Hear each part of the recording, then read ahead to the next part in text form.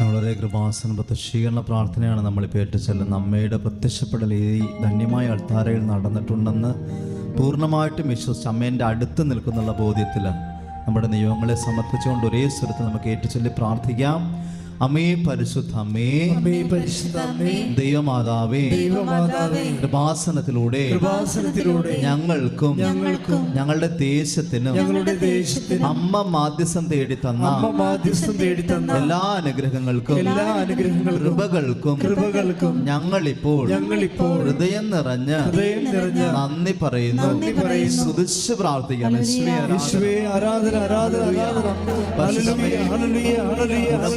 ിലൂടെ അമ്മ ചൊരിഞ്ഞിട്ടുള്ള എല്ലാ അനുഗ്രഹങ്ങളും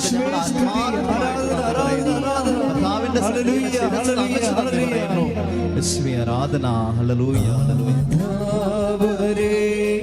പരിശുദ്ധ പരമദിവ്യകാരുണ്യേശോയ്ക്ക് നേരവും ആരാധനയായിരിക്കട്ടെ. പരിശുദ്ധ പരമദിവ്യകാരുണ്യേശോയ്ക്ക് നേരവും ആരാധനയും സ്തുതിയും പുകഴ്ചയും ഉണ്ടായിരിക്കട്ടെ. ആരാധന.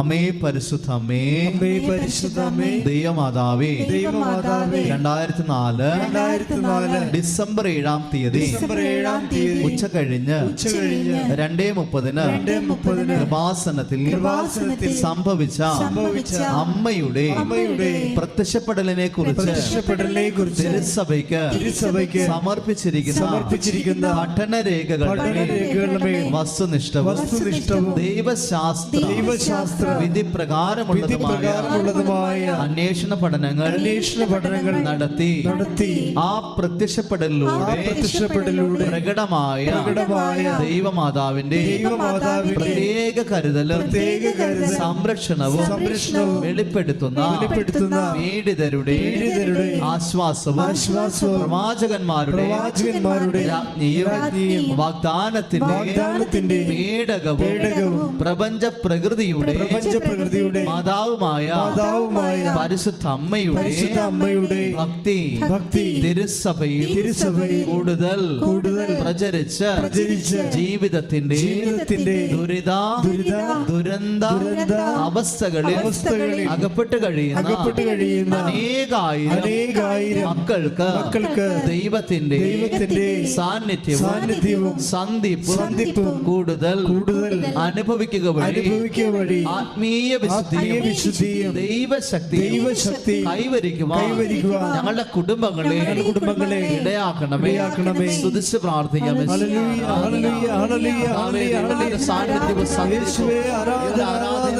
അനുഭവിച്ചറിയട്ടെ.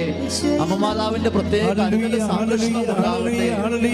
ഞങ്ങൾ പ്രാർത്ഥിക്കുന്ന എല്ലാ സ്വർഗ്ഗത്തിലെ ആത്മാവിനെ നിറച്ച് ഞങ്ങൾക്ക് നൽകണമേ. ശിവേ ആരാധന. അമ്മേ പരിശുദ്ധ അമ്മേ, ഭൂസ്വർലോകങ്ങളുടെ രാജ്ഞിയായ അങ്ങേക്ക് ഭൗമ സംരക്ഷണത്തിനായി പ്രപഞ്ച പ്രകൃതിയെ തന്നെ തിരുസഭ പ്രതിഷ്ഠിക്കുവാൻ ഈ പ്രത്യക്ഷീകരണം വഴി ഇടയാക്കണമേ. പരിശുദ്ധ അമ്മേ, ജപമാല മാതാവേ, സകല കൃപാസനം പ്രാർത്ഥനകളോടും ചേർത്ത് ഞങ്ങളിപ്പോൾ പ്രാർത്ഥിക്കുന്ന ഈ കുടുംബത്തിന്റെ പ്രത്യേക നിയോഗം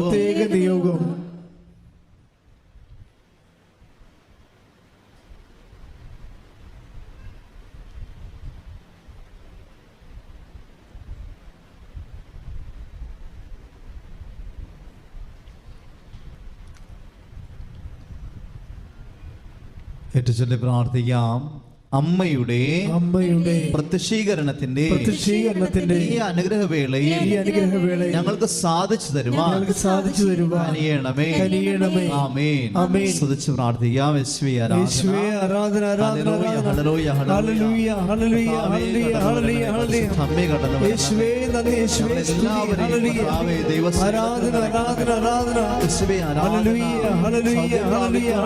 വിശ്വാസം ഞങ്ങൾ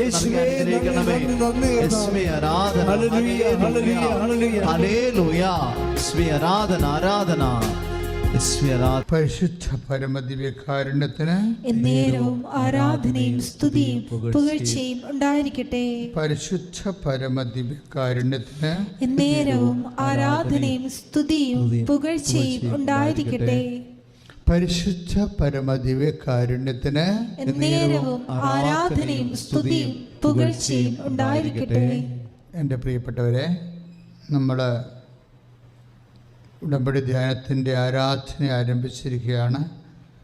നിങ്ങളുടെ ഹൃദയത്തെയും ചിന്തയെയും കർത്താവായ യേശു ക്രിസ്തുവിനെ സമർപ്പിക്കേണ്ട സമയമാണ്. കാര്യം ദൈവം കാത്തുകൊള്ളേണ്ട ഏറ്റവും പ്രധാനപ്പെട്ട രണ്ട് ഫാക്കൽറ്റി ഹൃദയവും ചിന്തയുമാണ്. അവിടെ നിന്നാണ് എല്ലാ ഉയർച്ചയും ഉണ്ടാകുന്നത്, മനുഷ്യനെ എല്ലാ തകർച്ചയും സംഭവിക്കുന്നത് അവിടെ നിന്നാണ്. അതുകൊണ്ടാണ് ഈശോ പറഞ്ഞത്, എപ്പോഴും സന്തോഷത്തോടെ ഇരിക്കണം, ഇടതടവില്ലാതെ പ്രാർത്ഥിക്കണം, എല്ലാ കാര്യവും കൃതജ്ഞ പ്രകാശിപ്പിക്കണം. അപ്പോഴേ അവിടുന്ന് നിങ്ങളുടെ ഹൃദയത്തെയും ചിന്തയെയും കർത്താവായ യേശു ക്രിസ്തുവിൽ കാത്തുകൊള്ളും. സംരക്ഷിക്കേണ്ട, പ്രൊട്ടക്റ്റ് ചെയ്തു പ്രാർത്ഥിക്കുക. കർത്താവേ, ഫിലിപ്പിയർ 4:6 പ്രാർത്ഥിക്കുന്ന ഞങ്ങളുടെ ഹൃദയവും ചിന്തയും വിശുദ്ധ രക്തത്താൽ യേശുവിന്റെ രക്തത്താൽ ഇപ്പോൾ കഴുകണമേ. ഞങ്ങളുടെ ചിന്തയും ഹൃദയവും ഈ ധ്യാനം ഉൾക്കൊള്ളുന്നതിന് അതിനെ അത് പ്രകാരം സാക്ഷിയായി ജീവിക്കുന്നതിന് ഞങ്ങളെ അഭിഷേകിക്കട്ടെ.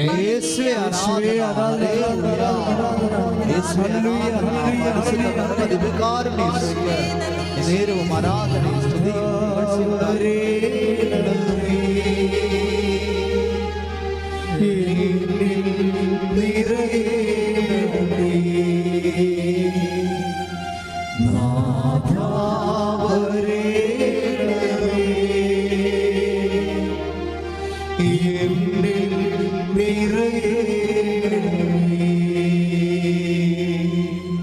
ഫിലിപ്പിയർ 4:6 തിരുവചനങ്ങൾ. അപ്പോൾ നമ്മുടെ എല്ലാ ധാരണകളെയും, അതായത് 6 തുടങ്ങുന്നതാണ്, ഒന്നിനെക്കുറിച്ച് ഉത്കണ്ഠരാകേണ്ട പ്രാർത്ഥനയിലൂടെയും അപേക്ഷയിലൂടെയും കൃതജ്ഞതാസ്വസ്ഥങ്ങളുടെയും നിങ്ങളുടെ യാചനകൾ ദൈവത്തിൻ്റെ സന്നിധിയെ സമർപ്പിക്കുവാൻ. അതിനാണ് നമ്മളെ ആരാധന നടത്തുന്നത്. എന്തൊക്കെയാണ്? ഉത്കണ്ഠപ്പെടാതിരിക്കാൻ. അപ്പോൾ നമുക്ക് സാധാരണ വരുന്നത് പ്രാർത്ഥനയ്ക്ക് ഇപ്പോൾ കമ്പ്യൂട്ടറിന് വൈറസ് പോലെയാണ് പ്രാർത്ഥനയ്ക്ക് ഉത്കണ്ഠ. ആൾക്കാർ പ്രാർത്ഥിക്കും, പക്ഷെ അതിൻ്റെ കൂടെ ഉത്കണ്ഠപ്പെടുകയും ചെയ്യും. എപ്പോഴാണ് നിങ്ങളുടെ പ്രാർത്ഥനയ്ക്ക് ഉത്കണ്ഠയുടെ കണ്ടൻറ്റ് കുറഞ്ഞിരിക്കുന്നത്, അപ്പോൾ ഈ വിശ്വാസം കൺവേർട്ടായിട്ട് തക്ക വിശ്വാസത്തിലേക്കും കൈമാറും. വിശ്വാസം പല വിശ്വാസമുണ്ടല്ല.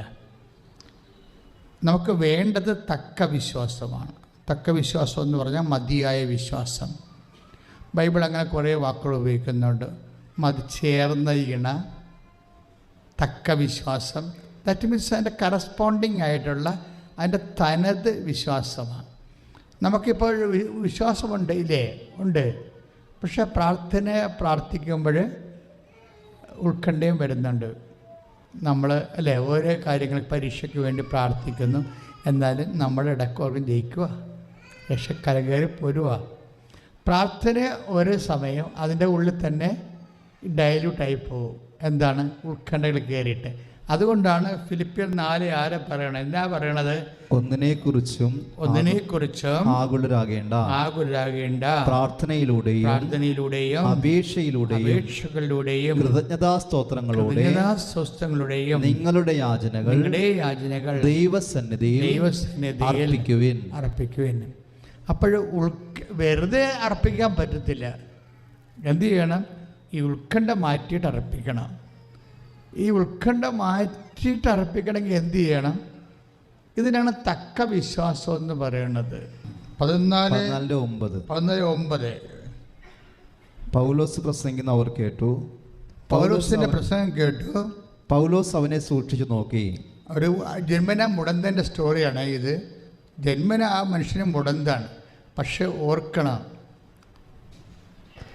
ജന്മന അന്ധനുണ്ട്, ജന്മന മുടന്തനുണ്ട്, ജന്മന പാവപ്പെട്ടവനുണ്ട്, ജന്മന രോഗിയുണ്ട്, എവർ സോമിന് ഈ ജന്മന ഉള്ള ആൾക്കാരുണ്ട്.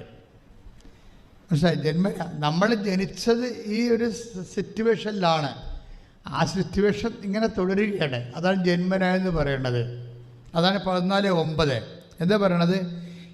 നമുക്ക് ജന്മന എന്ത് വിഷയമുണ്ടെങ്കിലും ചിലപ്പോൾ ജന്മന ബുദ്ധി കുറവുള്ള ആൾക്കാരുണ്ടാവും. ഇപ്പോൾ എനിക്കൊക്കെ ശരിക്കും ബുദ്ധി ഐക്യ കുറഞ്ഞ ഒരാളാണ്. കാരണം എൻ്റെ മാർക്ക് നോക്കുമ്പോൾ ഞാൻ രക്ഷപ്പെട്ടത് കഠിനാധ്വാനം ചെയ്ത ഈ ഡോക്ടറേറ്റ് വാങ്ങിച്ചതും അതുപോലെ തന്നെ സെൻട്രൽ ഗവൺമെൻറ് എനിക്ക് സീനിയർ ഫെലോഷിപ്പ് തന്നതും എൻസൈക്ലോപ്പീഡിയ എഴുതിയതും ഡയറക്ടറി എഴുതിയതും ഡിക്ഷണറി എഴുതിയതും കേരള സാഹിത്യ അക്കാദമി അവാർഡ് തന്നതൊക്കെ എൻ്റെ ബുദ്ധി കൊണ്ടല്ല. പിന്നെ എന്താണ്, കർത്താവ് തന്ന മിനിമം കൊണ്ട് ഞാൻ ശരിക്കും രാത്രി 1 മണി 3 മണി വരെയൊക്കെ വർഷങ്ങൾ 4 നൂറ്റാണ്ടെങ്കിലും വർക്ക് ചെയ്തിട്ടുണ്ട്. അപ്പോൾ എപ്പോഴും കഠിനാധ്വാനം ദൈവം ഒരു അനുഗ്രഹമാണ്. കഠിനാധ്വാനം എന്ന് പറഞ്ഞാൽ എന്താണ്? അത് അനുഗ്രഹമാണ്. ആദ്യം കൊടുത്ത അനുഗ്രഹത്തിൽ ജനറ്റിക്കൽ ബ്ലെസ്സിങ്സിലുള്ളതാണ്. നെറ്റിയിലെ വേർപ്പ് കൊണ്ട് അത് ചില ആൾക്കാർ ശാപമായിട്ടാണ് അത് കൺവേർട്ട് ചെയ്തിരിക്കണോ. കഠിനാധ്വാനം എന്ന് പറഞ്ഞത് നമുക്ക് ഈശോ പറഞ്ഞില്ലേ, ഒരുത്തന് ഞാൻ 1 താലന്ത് കൊടുത്ത്, ഒരുത്തന് 2 കൊടുത്തു, ഒരുത്തന് 5 കൊടുത്തു. 5 കൊടുത്തതിനോട് ചോദിച്ചു, നീ എന്ത് ചെയ്തു? അപ്പോൾ പറഞ്ഞ്, ഞാനത് 5 കൂടി നേടിയിട്ടുണ്ട്, കൊള്ളാം, ഉത്തമനും വിശ്വസ്തനുമായ ദാസ, നിനക്ക് 5 നഗരങ്ങളുടെ മേൽ ഞാൻ നിന്നെ അധികാരിയാക്കും എന്ന് വെച്ച് കഴിഞ്ഞാൽ എന്താണ്? അവൻ കഠിനാധ്വാനം ചെയ്ത്. ആ 1 താലന്ത് കൊടുത്ത കക്ഷി ഒന്നും ചെയ്തില്ല. അയാളെന്നാ ചെയ്തു? അയാളതുകൊണ്ട് കുഴിച്ചിട്ടു. അപ്പം കഠിനാധ്വാനം എന്ന് പറയണത് അത് ഒരു ബ്ലെസ്സിങ്സാണ്.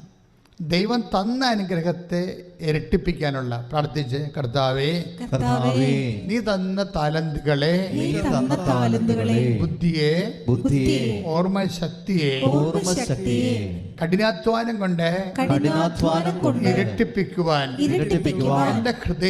എന്റെ ഹൃദയത്തെ ഫിലിപ്പിയർ 4:7 പറയുന്ന ഹൃദയത്തെയും ചിന്തയെയും കഠിനാധ്വാനത്തിനായി ഇച്ഛാശക്തി നൽകാൻ എന്റെ ശരീരത്തെ പ്രാപ്തമാക്കാൻ ഉണർവുണ്ടാകാൻ ആത്മാവിനാൽ അഭിഷേകം ചെയ്യണം.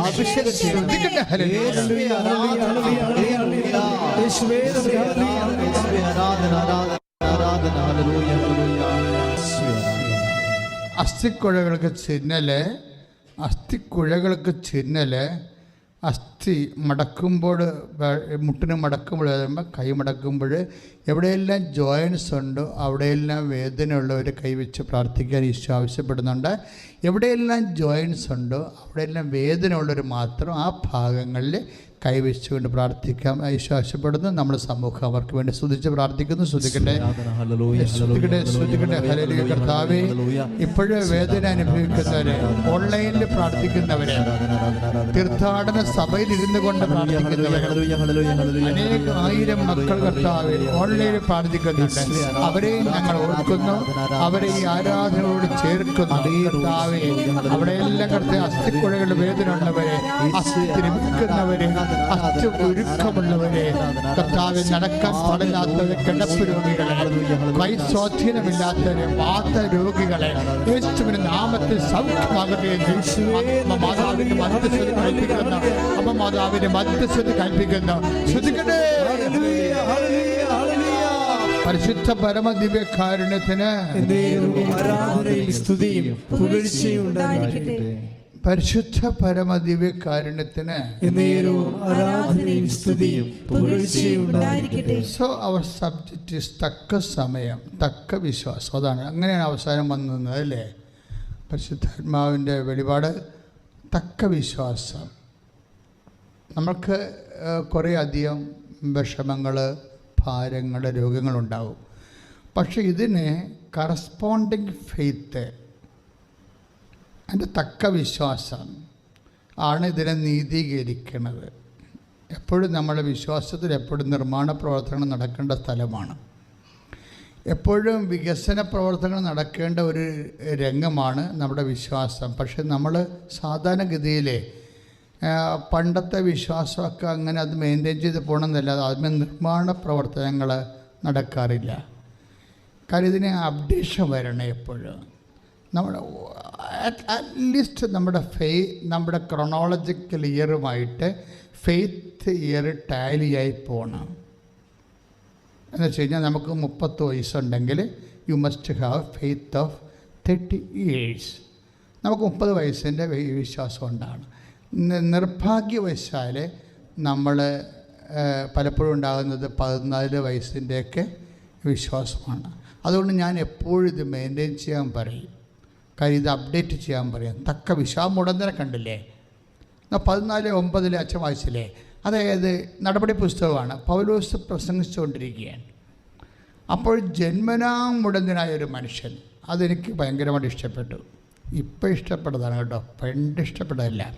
ഇപ്പോൾ പരിശുദ്ധാത്മ പറയുന്നു ജന്മനായുള്ളതാണ് ഇവിടെ ശ്രദ്ധിക്കേണ്ടതെന്ന്. ജന്മനായുള്ളത് ദൈവം ഇടപെടുന്ന ഒരു രംഗമാണത്. ജന്മനാ നിനക്ക് ബുദ്ധി കുറവായിരിക്കാൻ ചിലപ്പോൾ.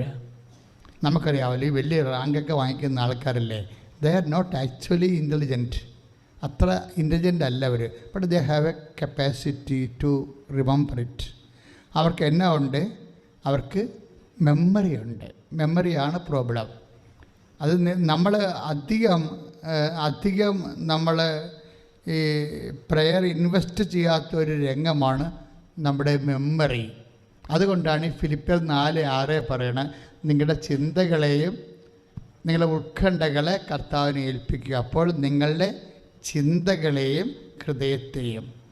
അപ്പോൾ അതായത് ബുദ്ധിയെയും തലച്ചോറിനെയും ഹൃദയത്തെയും. അപ്പോൾ തലച്ചോറിൽ വരുന്നത് ബുദ്ധി മാത്രമല്ല, മെമ്മറി കൂടിയുണ്ട്. നിങ്ങൾ തലച്ചോറിലൊന്ന് കൈവച്ച്, ഇങ്ങനെ തലയിലൊന്ന് കൈവച്ച് മെമ്മറിക്ക് വേണ്ടി പ്രാർത്ഥിച്ച്, കർത്താവായ ദൈവമേ, ഞങ്ങളുടെ ബുദ്ധിയിലെ ഓർമ്മശക്തിയെ അങ്ങ് ഉദ്ദീപിക്കണമേ. ഓർമ്മശക്തിയെ അങ്ങ് ഉദ്ദീപിക്കണമേ. ബുദ്ധിയെ അങ്ങ് തെളിക്കണമേ. ഇനി ഹൃദയത്തെ കൈവച്ച്, കർത്താവേ, ഞങ്ങളുടെ ഹൃദയത്തെ അങ്ങ് സംരക്ഷിക്കണമേ. ഞങ്ങളുടെ തിരുമുറുവാർന്ന കരത്താൽ അങ്ങ് ഹൃദയത്തെ അങ്ങ് പൊതിയണമേ. യേശുവിന്റെ നാമത്തിൽ ഹൃദയം ശക്തി പ്രാപിക്കട്ടെ. ഹൃദയാഘാതമുള്ളവരെ, ഉത്കണ്ഠയുള്ളവരെ, ഹൃദയത്തിന് ഭാരമുള്ളവരെ, ഹൃദയത്തിന് ഭാരങ്ങൾ താങ്ങാൻ പറ്റാത്തവരെ യേശുവിന്റെ നാമത്തിൽ ശക്തി ധരിക്കട്ടെ. യേശുവിന്റെ നാമത്തിൽ ശക്തി ധരിക്കട്ടെ. ശ്രദ്ധിക്കട്ടെ, ശ്രദ്ധിക്കട്ടെ. ഇപ്പോഴും നമ്മൾ ടാർഗറ്റ് ചെയ്യണ എന്താണ്? നമ്മൾക്ക് എന്നാ വിഷമങ്ങളുണ്ടോ, രോഗങ്ങളുണ്ടോ, അല്ലെങ്കിൽ നമ്മളുടെ സാമ്പത്തിക കടമാണോ, അല്ലെങ്കിൽ വീടില്ലേ, അല്ലെങ്കിൽ വീട്ടിലോട്ട് വഴിയില്ലേ, ഇതിനേക്കാൾ നമ്മൾ ശ്രദ്ധിക്കേണ്ടത് എന്താണ്? ഇതൊക്കെ നേടാൻ പറ്റിയ തക്ക വിശ്വാസമുണ്ടോ എന്നാണ്. അപ്പം നമ്മൾ വർക്ക് ചെയ്യേണ്ടത് എവിടെയാണ്? വീടില്ലേ വഴിയില്ലേ എന്ന് പറഞ്ഞ് കരഞ്ഞുകൂവി നടക്കാതെ മര്യാദയ്ക്ക് തക്ക വിശ്വാസം അപ്ഡേറ്റ് ചെയ്യാൻ പ്രാർത്ഥിക്കണം. അതാണ് എൻ്റെ മെയിൻ സംഭവം. അതാണ് നടപടി പുസ്തകത്തിൻ്റെ 14:9. എന്താണ്? സുഖം പ്രാപിക്കാൻ തക്ക വിശ്വാസം. വിശ്വാസമല്ല, വിശ്വാസത്തെ ദൈവം പലതായിട്ട് തിരിക്കുന്നുണ്ട്. അല്പവിശ്വാസി സംശയിച്ചത് എന്തിന് എന്ന് ഈശോ ചോദിക്കണില്ലേ? അല്പവിശ്വാസം കടലിന് മീതെ നടന്നു വരുന്നില്ലേ പത്രോസ്? അപ്പോൾ അവൻ മുങ്ങിപ്പോണില്ലേ? അപ്പോൾ എന്ത് ഈശോ ചോദിക്കണത്? കടലിൻ്റെ മീതെ നടക്കാനുള്ള തക്ക വിശ്വാസം ആ മനുഷ്യനില്ല. അതാണ് പ്രശ്നം. അതുകൊണ്ട് ഈശോ എന്നാ ചോദിക്കണമെന്നറിയാവോ? നിങ്ങൾ ഒരു ഗോപുരം പണിയാൻ നേരത്തെ അതിൻ്റെ വാനം വെട്ടിക്കഴിഞ്ഞിട്ട് അത് പണി ആരംഭിച്ചിട്ട് ഇട്ട് കളയരുത് ഇടയ്ക്ക് വെച്ച്. എന്താണ് ഇത്? ഗോപുരം പണിയാൻ അല്ലെങ്കിൽ വീട് പണിയാനുള്ള തക്ക പണം നിങ്ങളുടെ കയ്യിലുണ്ടോ എന്ന് നിങ്ങളതിൻ്റെ സം ടോട്ടൽ അതിൻ്റെ പ്ലാനും പിന്നെ എസ്റ്റിമേറ്റും എടുക്കണം. ഈശോ എന്നാ പറഞ്ഞത്? അത് ഈ ലുക്കാസ് സുവിശേഷം 14:27, 28-29 വരെ അതാണ് അവർ വചനം പോണത്. എന്ന് വെച്ച് കഴിഞ്ഞാൽ ഇതിനെ നമ്മളൊരു ഇപ്പം നിങ്ങൾ IELTS പാസ്സാകുന്നു, നിങ്ങൾക്ക് മൊഡ്യൂൾസിൽ എല്ലാം ഫ്ലോപ്പാണ്. ചിലർ വന്നിട്ടുണ്ട് പറയും അച്ഛാ 4 പോയി അച്ഛാന്ന് പറയും. അപ്പോൾ ഞാൻ ഇപ്പോൾ 8 IELTS ഒക്കെ തോറ്റിട്ട് പ്രാർത്ഥിക്കാൻ വരുന്നില്ലേ, ഇവിടെ വരുമ്പോൾ ഞാൻ ചോദിക്കും എത്രണ്ണം കിട്ടി? അപ്പോൾ ചോദിച്ചാൽ 4 പോയെന്ന് പറയും. ഞാൻ പറഞ്ഞു കുഴപ്പമില്ല, 4 പോയത് നമ്മൾ രക്ഷപ്പെട്ടു. എന്താ 4 പോയ രക്ഷപ്പെടണം കാര്യം എന്ന് വെച്ച് കഴിഞ്ഞാൽ പിന്നെ നമുക്ക് നമ്മളുടെ ശക്തിയിൽ ആശ്രയിക്കേണ്ട പ്രശ്നം ഇല്ലല്ലോ അവിടെ. പിന്നെ ഉടമ്പടിയുടെ ടൈമല്ലേ. 4 മൊഡ്യൂൾസ് നിങ്ങൾക്ക് പോയെന്ന് വെച്ചാൽ പിന്നെ നിങ്ങളുടെ കപ്പാസിറ്റി പോയി, മെറിറ്റ് പോയി. ഉടമ്പടി വർക്ക് ചെയ്യണം എങ്ങനെ? Not by merit but by grace. Philip 2:8 അനുസരിച്ച് ഇത് വർക്ക് ചെയ്യണത്. Not by merit. നമ്മുടെ മെറിറ്റിൻ്റെ നമ്മുടെ ബുദ്ധി, നമ്മുടെ ഓർമ്മശക്തി, നമ്മുടെ ഫിലോളജി അല്ലെങ്കിൽ നമ്മുടെ ഫോറൻസിക്സ് അങ്ങനെയുള്ള കാര്യങ്ങൾക്കൊന്നും നിനക്ക് കോൺഫിഡൻസ് ഇല്ലെങ്കിൽ, when you lost confidence you just accelerate your faith. നിങ്ങൾക്ക് എപ്പോഴാണ് ആത്മവിശ്വാസം നഷ്ടപ്പെടുന്നതാണ് ഏറ്റവും ദൈവാനുഭവത്തിൻ്റെ അടിസ്ഥാനം എന്ന് പറയുന്നത്. എന്താ കാര്യം? നമ്മൾ പ്രൊക്ലെയിം ചെയ്യണം, സെൽഫായിട്ട് 2 കൈ കോർത്തി പറയണം, കർത്താവേ എനിക്ക് കപ്പാസിറ്റി ഇല്ല, എനിക്ക് കപ്പാസിറ്റി ഇല്ല. പക്ഷെ അത് തുറന്ന് പറയണം, അത് തുറന്ന് പറയണം. കഴിഞ്ഞ ദിവസം ഞാൻ പറഞ്ഞ കാര്യമില്ലേ, അതായത് മൈക്കൽ ജോണിൻ്റെ സാക്ഷ്യം എന്താ? അയാളെന്താ പറയണം? അമ്മ മാതാവേ എനിക്ക് അമ്മയല്ലാതെ ആരുമില്ല. എന്താ കാര്യം? എനിക്ക് പമ്പിങ് ഇല്ല ഹാർട്ടിന് പമ്പിങ് ഇല്ലെങ്കിൽ പമ്പിങ് കൂട്ടാൻ പറ്റത്തില്ല. മെഡിക്കൽ സ്റ്റുഡൻസും ഡോക്ടേഴ്സും ചിലപ്പോൾ ഇതിനകത്ത് കാണും. നിങ്ങൾക്കറിയാമല്ലോ കാര്യങ്ങൾ. എന്നുവെച്ചാൽ സംഭവിച്ചു കഴിഞ്ഞാൽ പമ്പിങ് മാത്രമല്ല, സിഗ്നൽ സിസ്റ്റം മൊത്തം അപ്സെറ്റാണ്. അതുകൊണ്ട് ഇനി വേറെ ഒരു സ്പെയർ ആയിട്ടുള്ള ഹാർട്ടിന് മാത്രമേ അവിടെ സ്പേസ് ഉള്ളൂ. അതുകൊണ്ട് എന്നാ ചെയ്യണം? 2 ഓപ്ഷനുണ്ട്. എന്ത് ചെയ്യണം?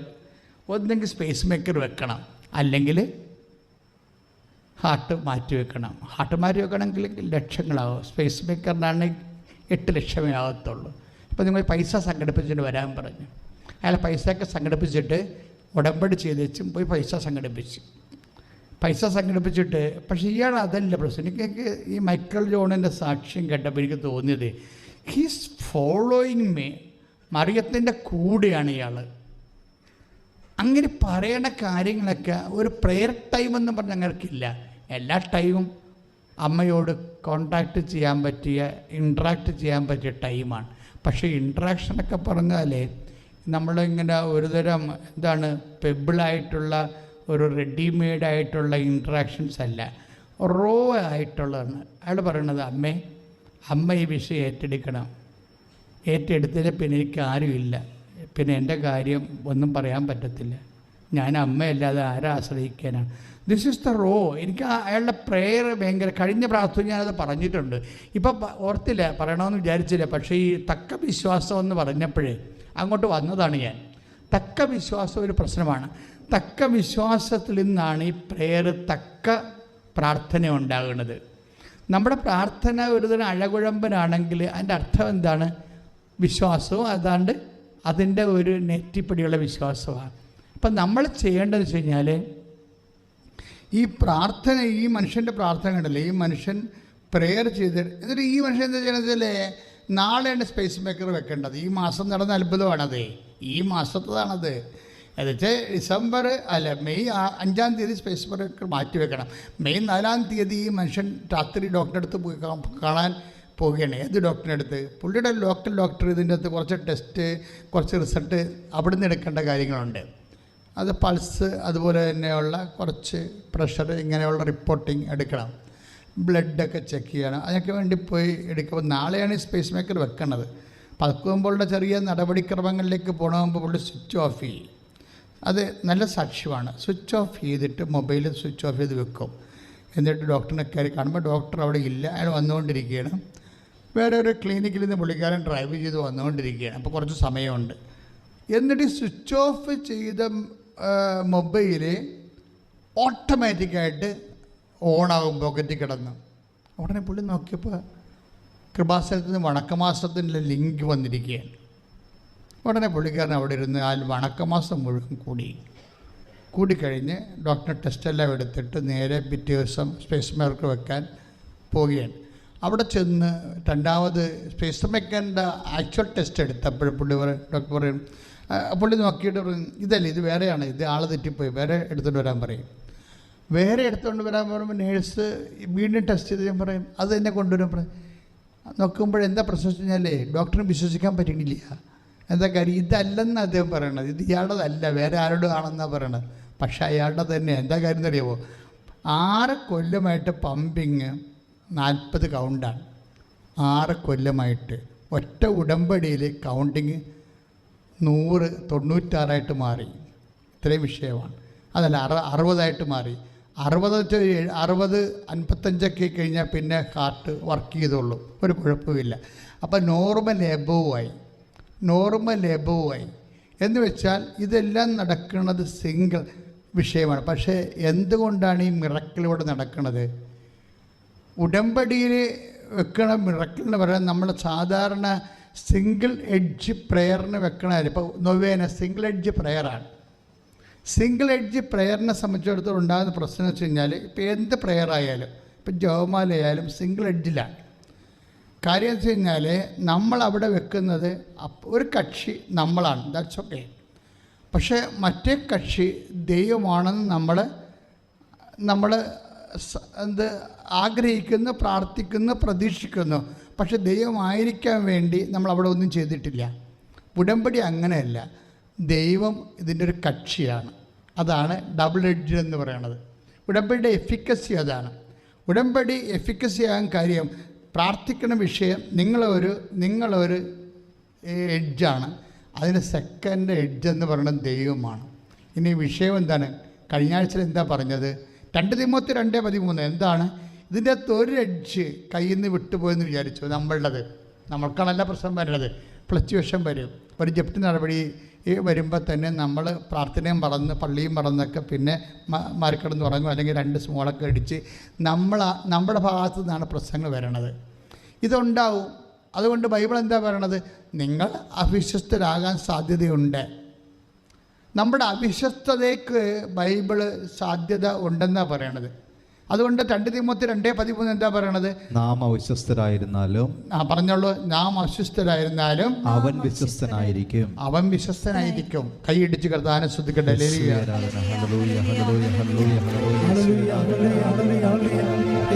ശ്രദ്ധിക്കട്ടെ.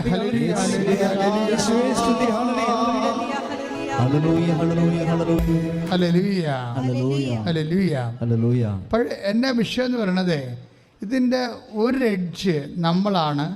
നമ്മുടെ കയ്യിൽ നിന്ന് ചിലപ്പോൾ ആരോഗ്യ പ്രശ്നമോ വീട്ടിലെ കലപിലയോ പല പ്രശ്നങ്ങളായിരിക്കുമല്ലോ മനുഷ്യന് കയറി വരാൻ പോണത്. സാമ്പത്തിക വിഷയം ഉണ്ടാകുമ്പോഴായിരിക്കും ചിലപ്പോൾ മക്കളെ ആരെങ്കിലുമായിട്ട് ലൈനടിയാണെന്ന് നമ്മൾ കേൾക്കണത്. അപ്പോഴുകൂടി 2 കൂടി ആകുമ്പോൾ തകർന്നു പോകും മനുഷ്യർ.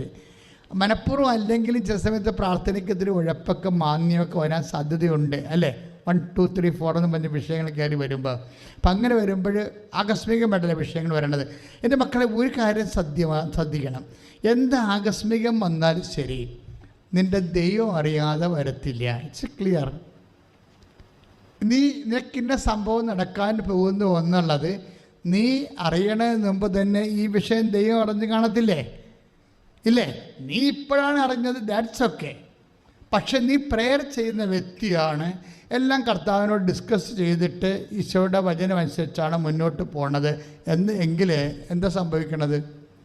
അതായത് അങ്ങനെ വരുമ്പോൾ ആകസ്മികമൊന്നും ഒന്നും നമ്മുടെ ജീവിതത്തിലില്ല. ഇപ്പോൾ കഴിഞ്ഞ ദിവസങ്ങളിൽ ഒരു സാക്ഷ്യമുണ്ടായി. അതെന്താ സംഭവിച്ചാൽ, അവൾ പെങ്ങള ഉടമ്പടി എടുത്താണ്. അപ്പോൾ ആങ്ങളെ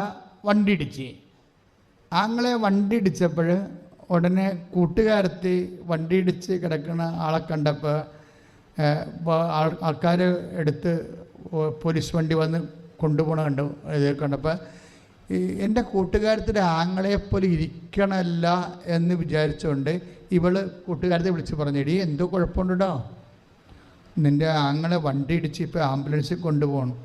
ഉടനെ എടുത്ത വായിക്ക് ഇവൾ പറയുന്ന വാക്കാണ്, അവന് ഒരു കുഴപ്പവും ഉണ്ടാകത്തില്ല. കാര്യം എന്താണെന്നറിയാമോ?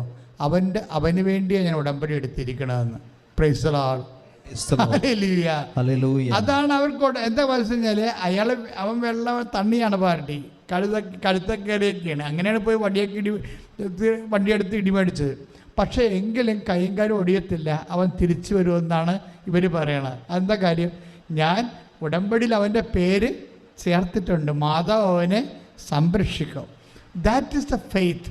അതെന്ന് വെച്ച് കഴിഞ്ഞാൽ എന്തെങ്കിലും നമുക്കൊരു ബോധം ഉണ്ടാകണം. നമ്മളിപ്പോഴാണിത് അറിഞ്ഞത്, ദൈവം ഇത് നേരത്തെ അറിഞ്ഞിട്ടുണ്ട്. ജപ്തി നടപടി വരുന്നില്ലേ, മനസ്സിലായില്ലേ? ജപ്തി നടപടി വന്ന അയ്യോ എന്ന് വിട്ടു വരുമ്പോൾ നമ്മൾ ഓർക്കും, അയ്യോ ഇപ്പം വരുമെന്ന് ഒരിക്കലും പ്രതീക്ഷിച്ചില്ല എന്ന് പറഞ്ഞുകൊണ്ട് നമ്മൾ. പക്ഷെ ദൈവം ഇത് കണ്ട് കാണത്തില്ലേ, പ്രതീക്ഷിച്ച് കാണത്തില്ലേ? അപ്പോൾ വിശ്വാസിയെ സംബന്ധിച്ചിടത്തോളം എൻ്റെ കർത്താവ് ഈ വിഷയം നേരത്തെ അറിഞ്ഞിട്ടുണ്ടെങ്കിൽ എൻ്റെ കർത്താവിൻ്റെ കയ്യിൽ ഇതിന് പരിഹാരമുണ്ട്. അതാണ് തക്ക വിശ്വാസം എന്ന് പറയുന്നത്. കൈയിടിച്ച് കർത്താവിനെ സ്തുതിക്കട്ടെ.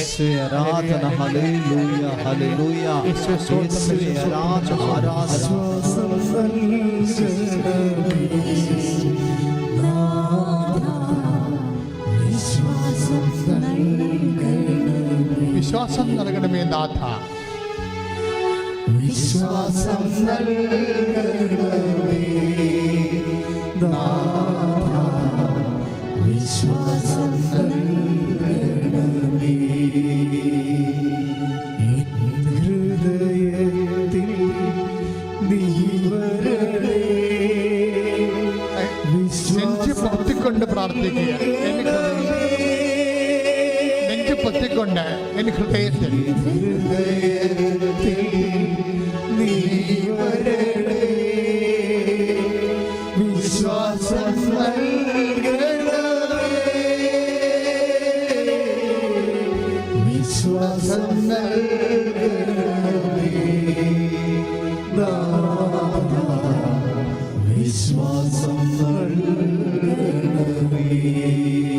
വിശ്വാസം നൽകണമേ, വിശ്വാസം നൽകണമേ നാഥ, വിശ്വാസം നൽകണമേ.